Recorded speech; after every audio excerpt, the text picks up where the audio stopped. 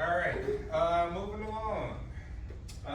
We are looking at social class and status and how that has an effect on consumer behavior, how it influences us to make purchasing decisions, and how can marketers use such information, knowing things about us, to market in a way that is productive for them.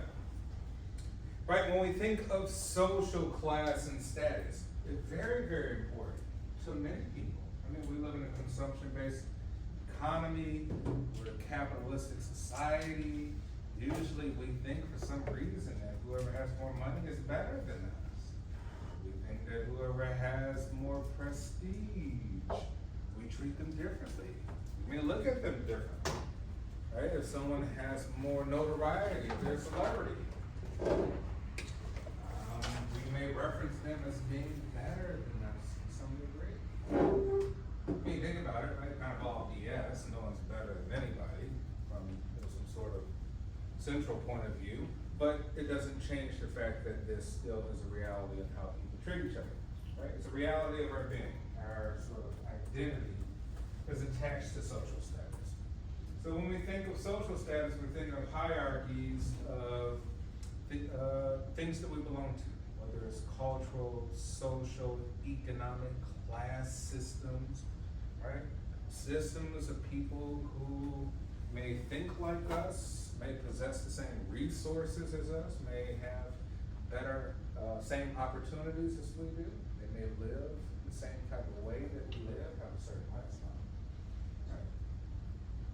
So you all may have your own certain lifestyle. And it could be sort of a threshold to say, well, I don't know, when it comes to cars, you may only want to buy a certain type of cars for whatever reason. Right? You may say, hey, I want a Lexus or a Mercedes or BMW. Yeah, I like it, but it also signals. Signals what? It signals that potentially you have money or you want to be part of a group that's perceived to have money. Right? You wear a Rolex, certain type of shoes, certain brands, if you live in a certain neighborhood, if you attend certain schools, if you have a certain level of education, right? We think of all of this as some sort of compartmentalization that says something. It signals to people, right? But think about it. We are just signaling. People may not know us. They may never able to speak to us, but they get impressions by us, right? They think immediately, oh, look at the car you pulled up in. Look at this and that and this and that, and we could become intimidated by people because of it. We may have low self-esteem and feel insecure, right? Someone pulled up in a Rolls Royce, pulled up in a Toyota. We're gonna perceive them in a certain way, right? They may have rented the car, who knows? But we won't know that information. Say like, hey, it is mostly perception, but nonetheless, perception is a huge part of reality, right? So we have to think about it with social class. All right, so in this chapter, we'll talk about consumer choices and how their expressions of our taste is strongly influenced by social class, whatever social class is. How it contributes to movements within and across social class structures. White collar, blue collar, working class, right? Elite class, the 1%, the 10%, right? The poor, right?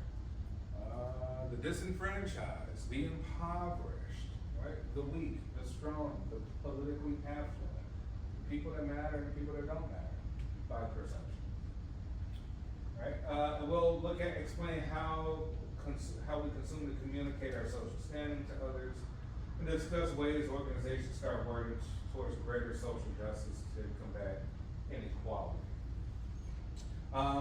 The poorest person in the United States, the poorest people, groups of people, is considered wealthy in most of the world. Maybe about 90% of the world are considered wealthy, right? They're poor here with our economy, with our environment, right? So we still may reference them as poor, but in the grand scheme of things, they may not. They may be poor to the environment which they're at, but not necessarily all across the board. So we'll summarize how consumption choices are expressions of our tastes and strongly influenced by our social class. What do we mean by social class, right? Social class, we could look at it as a set of resources. And you're like, well, what kind of resources? Well, you're getting educated here. Your education is a resource. In some way, you are moving up the social ladder. You're going from non-degree holders, non-bachelor holders, to degree holders, college graduates to non-college graduates. And it has some sort of social value. We could hear it in conversations, people say, oh, well, you know, do you have a degree, or did you only finish high school, or do you only have associates, right? It is perceived the way that it has a hierarchy to it. It gives a level of prestige. Prestige is huge, because prestige opens up doors and opportunity for people, even if the prestige is not necessarily, you know, factual to people. And esteem, right? Who share beliefs, attitudes, and values expressed in their thinking and behavior. Each social class group shares capital, but the resources are different. When we say capital can be anything. Capital can be access. Capital can be opportunities. Capital can be a culture, right? Capital can be actual capital. It can be the money that you have.